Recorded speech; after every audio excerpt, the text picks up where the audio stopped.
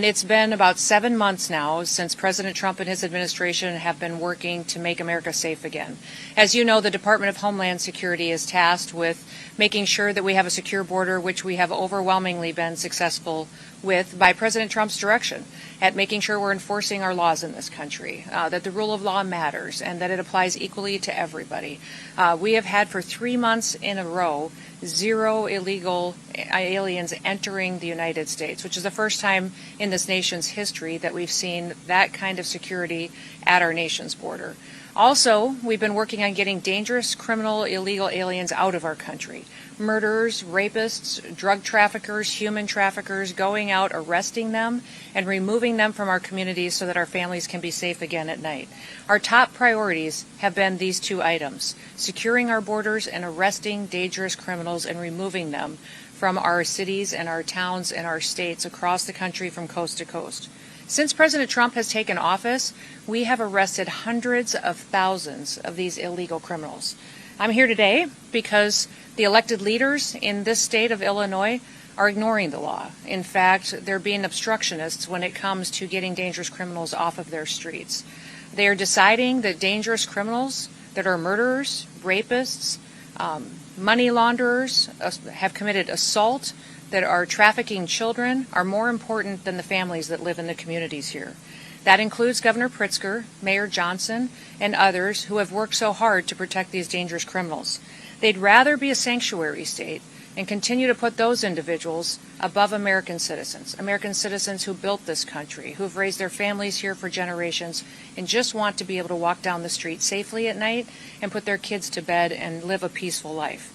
Today I'm highlighting 4 different examples of individuals that we've recently arrested here out of this office with the good work of ICE and our HSI officers that we've taken off the streets without the help of the governor or the mayor. Our federal officers have had to do this alone without their support, and these dangerous individuals are now no longer victimizing people because of the good work that we do.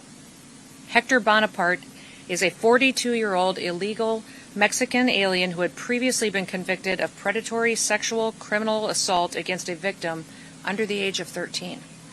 We have Jarvin Flores Santos, who's a 40-year-old Honduras individual who was arrested back in 2020 the first time for aggravated criminal sexual abuse and attempted criminal sexual abuse of a minor under the age of 13 again.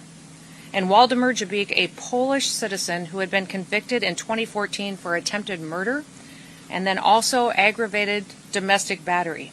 He was convicted of these after he stabbed his own wife and his 19-year-old daughter. It was not the first time that police had been called to his house for domestic disturbance, but he was never held accountable until recently by these federal officers.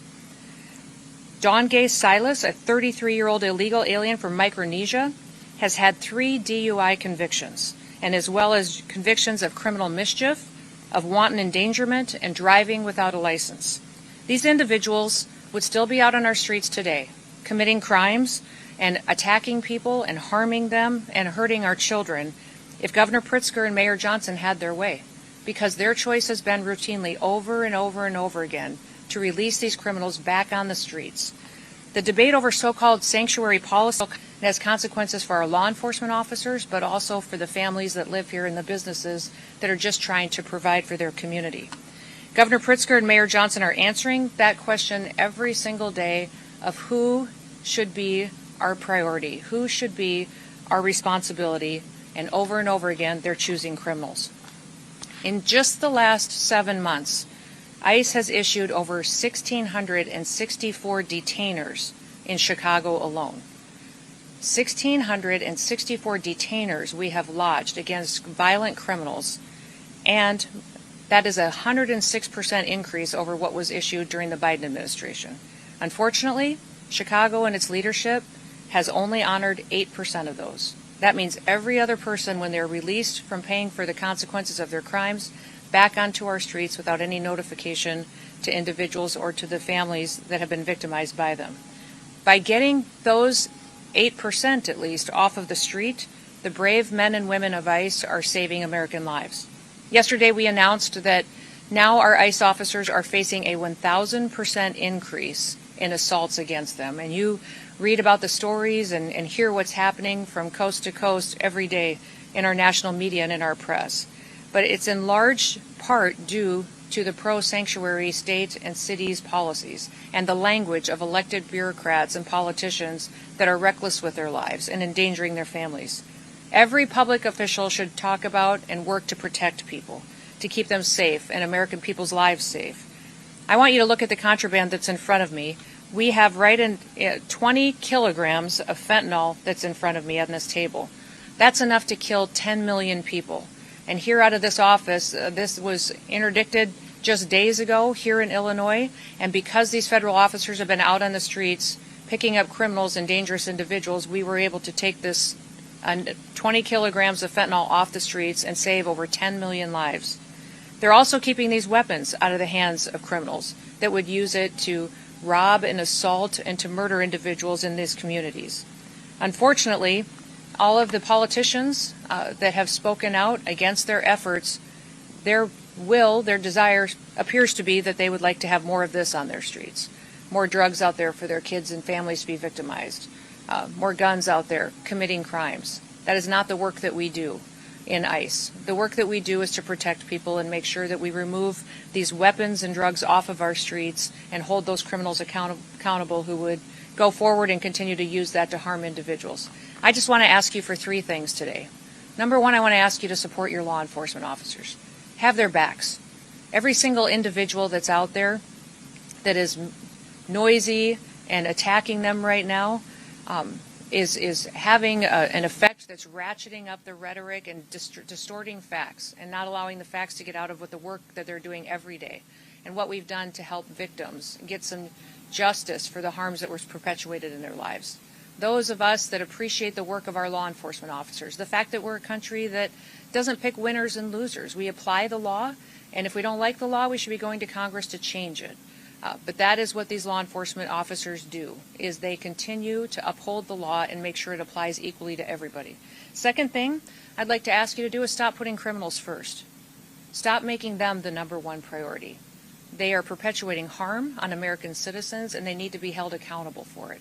And number three, I would ask that you think about the family members around you, the people you've spent your time with, the American citizens that live next door to you in your community. Start thinking about what kind of a community they want to live in, what your city should look like, what their families deserve, and put them first. Make them the priority because they're the ones who invested in this country, and keep it safe and keep it productive and keep it the best country in the world. We'll never apologize here for protecting the American people, but we're going to continue to arrest dangerous, criminal, illegal aliens. We will defend the homeland. That's what ICE is doing, and I'm so proud to be able to walk with them and to lead with them while they fulfill this mission to really keep United States blessed far into the future. So with that, I'll open it up to any questions that you may have. Yes. You guys have spent $20 million of taxpayer dollars on a campaign to get people to self-deport using the CBP Home app. How many people have actually done that? What's been the return on investment for taxpayers? Well, actually, the 20 million campaign was to send a message to people that if they were here in this country illegally, that they should go home on their own. If they wait until we arrest them and we have to remove them, they'll never get the chance to come back to the United States. So it wasn't just on the app, it was also encourage them to voluntarily go home. We know thousands and thousands of people have used the app, but we also know that hundreds of thousands of people have left on their own, not utilizing a government program to do so. I've been to, I think, 10 different Central American and South American countries and visited with their presidents, with their foreign ministers, interacted with the Department of State, and over again I'm hearing that hundreds of thousands of their citizens are coming home voluntarily. They've seen the ads, they've seen the messages on social media that if they go home on their own, they'll get the opportunity to come back to the United States the right way. And so most of these countries as well are setting up programs to welcome their individuals home. They have housing loan programs that they're setting up. They're allowing them to have food assistance for several months. Several of the countries I've recently visited with are training individuals and workers to come home because their economy has a need for those individuals. So sending that message has been extremely helpful in making sure that people know that here we're going to enforce our laws and that there's a right way to come to this country.